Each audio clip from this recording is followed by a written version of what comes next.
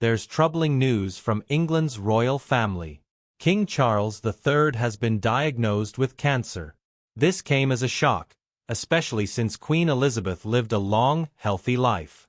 Despite his condition, Charles hasn't stepped back from his royal duties, raising concerns about the risks to his health and the future of the monarchy. A year ago, Buckingham Palace revealed his diagnosis, though the type of cancer remains undisclosed. It was discovered during treatment for an enlarged prostate. The palace confirmed it's not prostate cancer. The king began treatment immediately and paused public duties but stayed positive and continued private work, including meetings and paperwork. Charles personally informed both Prince William and Prince Harry. William remained in close contact, while Harry flew in from the US to see his father. The king returned to London for outpatient treatment, and though public events were postponed, his constitutional role as head of state continues, including weekly meetings with the Prime Minister. While many do not know this, there is a constitutional mechanism for when the head of state is unable to carry out official duties. In such cases, councillors of state can be appointed to stand in for the monarch. At the moment, this includes Queen Camilla, Prince William, the Princess Royal, and Prince Edward. Prince Harry and the Duke of York are no longer called upon, as they are non-working royals. Around the same time, Prince William had temporarily withdrawn from public engagements to support his wife, Catherine, the Princess of Wales, as she recovered from abdominal surgery. However, it was announced that he would return to public duties later. The king was also seen at a church service in Sandringham the Sunday after his discharge, where he waved to crowds and walked for about 10 minutes. He had recently undergone a prostate procedure at a private London hospital. At the time, the palace said the treatment was for a mild condition. However, it was during this procedure that another issue was noted, later diagnosed as a form of cancer. The palace said King Charles chose to go public about his cancer treatment because he had long been a patron of cancer-related charities as Prince of Wales. He had often spoken publicly in support of cancer patients, their families, and healthcare professionals. He also decided to share details of his prostate treatment to encourage men to get checked and was pleased to raise awareness, with the NHS website reporting a surge in interest in prostate conditions. The Royal Society of Medicine thanked the king for highlighting the indiscriminate nature of cancer and urged eligible members of the public to schedule cancer screenings.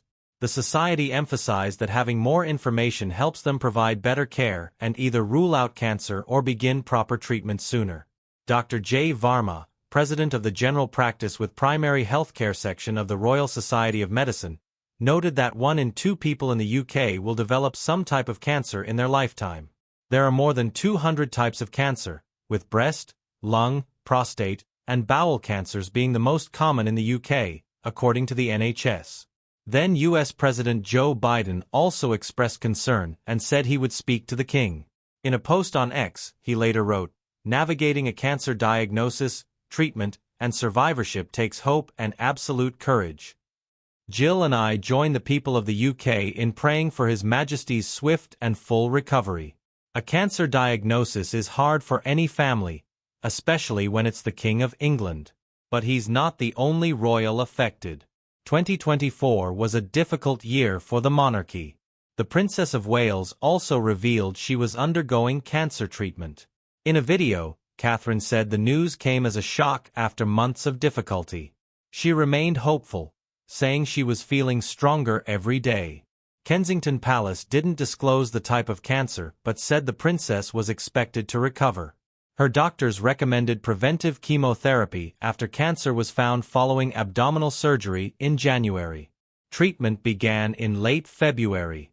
Catherine said she and Prince William had taken time to explain the situation to George, Charlotte, and Louis, and asked for privacy as they coped as a family. She expressed support for others facing cancer, urging them not to lose faith.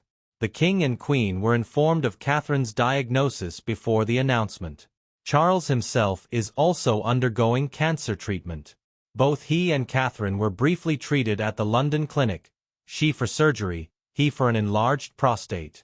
The couple faced intense public speculation and a social media frenzy about her health after her operation, especially since she had not attended any official events since Christmas 2023. In her video statement, she spoke about the support from her family, noting that having William by her side brought comfort and reassurance. She also expressed gratitude for the public's love, support, and kindness, saying it meant a great deal to both of them.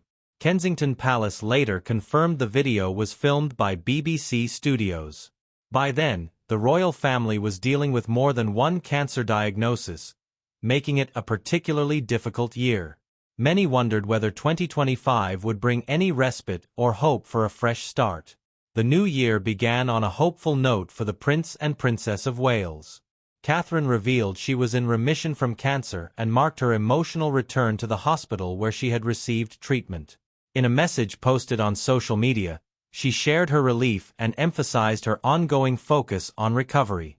She acknowledged how anyone who has faced a cancer diagnosis understands the time it takes to adjust to a new normal, but said she was looking forward to a fulfilling year ahead.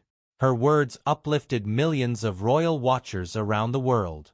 During a visit to the Royal Marsden Hospital in West London, Catherine thanked the medical staff and spoke with cancer patients, empathizing with their struggles and reminding them there was light at the end of the tunnel.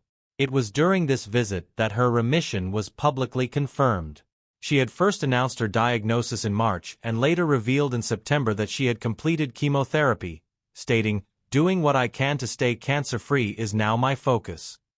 According to Cancer Research UK, remission means there are no signs of cancer after treatment, though it doesn't always mean the cancer is gone forever. Doctors often use the term remission rather than cure. In her message, Catherine also thanked the Royal Marsden for their exceptional care. She expressed heartfelt appreciation for everyone who quietly supported her and William throughout their journey, saying they couldn't have asked for more. Speaking to other patients at the hospital, the princess drew from her personal experience in what became her most meaningful solo royal engagement since completing treatment. Catherine told a woman undergoing chemotherapy that the treatment is really tough and such a shock to the system. She shared that everyone around her had encouraged her to maintain a positive mindset, as it truly makes a difference. Now visiting as a supporter rather than a patient, the princess expressed deep sympathy for those still facing treatment and admitted she was still feeling the long-term effects herself. She explained that many people assume treatment ends and life simply returns to normal, but that's far from reality. According to Catherine, words sometimes completely disappear, and it's important to understand that while treatment has side effects, the long-term impacts are often even harder. When asked how she was doing, she said she was feeling well, but acknowledged how tough it is to resume normal life after treatment. The princess also made a pointed remark, saying some individuals have chosen to get into bed with the devil to rehabilitate their image. However, she emphasized that when that image rehab comes at the expense of others, including herself and her family, that's where she draws the line. During the visit, Catherine hugged a grieving mother named Tina Adumu, who was in tears as she shared that her 19-year-old daughter was in intensive care. The princess looked visibly emotional, put an arm around Tina, and reassured her that her daughter was in the best possible place. She told her she was sorry and wished she could do more to help. Catherine said she wanted to show support for the incredible work being done at the hospital and for those enduring difficult treatments.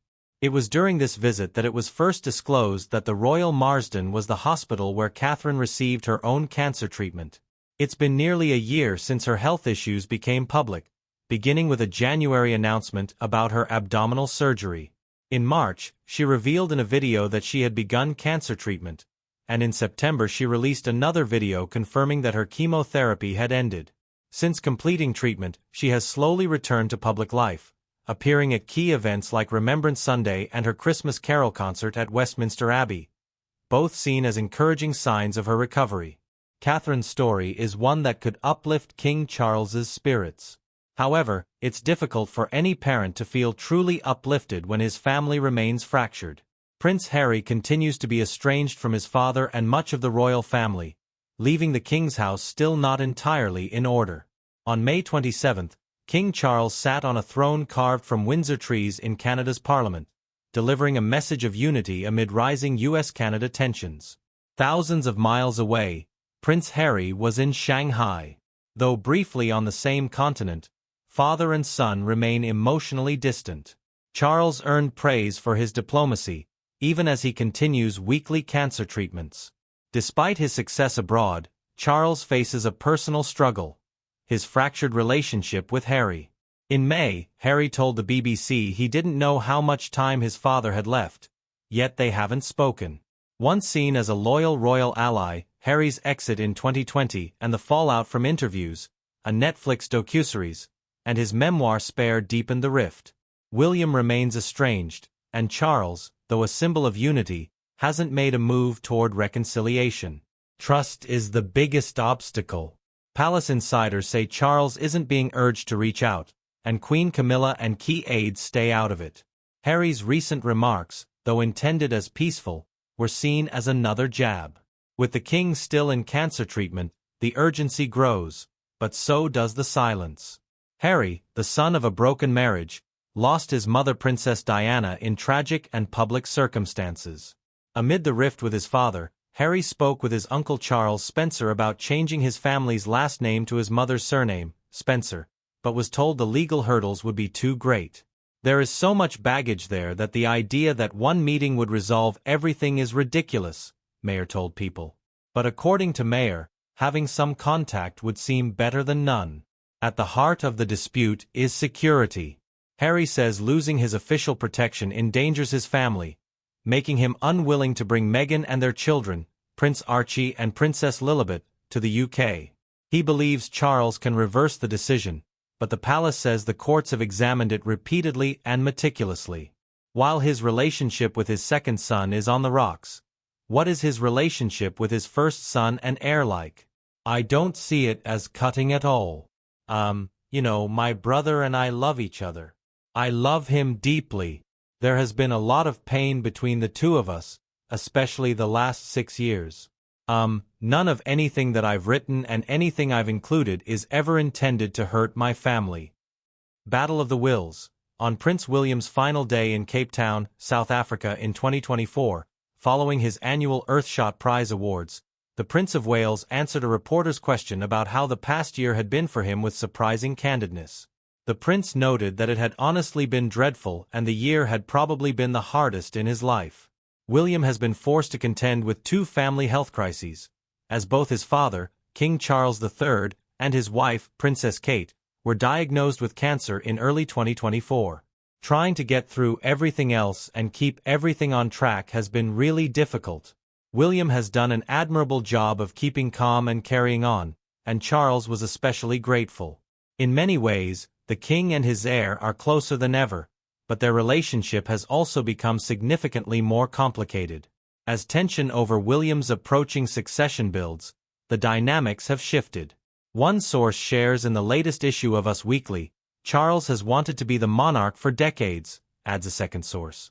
And even though he's battling cancer, he's not letting that get in the way of his desire to be successful on the throne or a dynamic leader. William, meanwhile, is preparing behind the scenes for when his ascension happens, continues the second source. And just like his father, he takes being a success in the royal role very seriously. The subject of Charles's succession is a delicate one, and it is a sensitive topic. There's occasional tension. The conversations about the inevitable changing of the guard are approached with discretion and purpose. According to the source, William is likely being briefed on things like constitutional matters, government relations, and state affairs, as well as transitioning titles and responsibilities. The royal household is refining protocols and communication strategies for a smooth transition. A third source says succession plans are typically put into place after every royal coronation. Charles had his in May 2023, in case of unforeseen circumstances, but efforts were doubled after the king revealed his cancer diagnosis in February. The palace sprung into action, and advisors' plans for William have been discussed with the future king. It is reported William and his team have agreed on what they will focus on at the start of his reign and funeral plans for his father. The third source agrees there is some tiptoeing around plans for succession directly with Charles.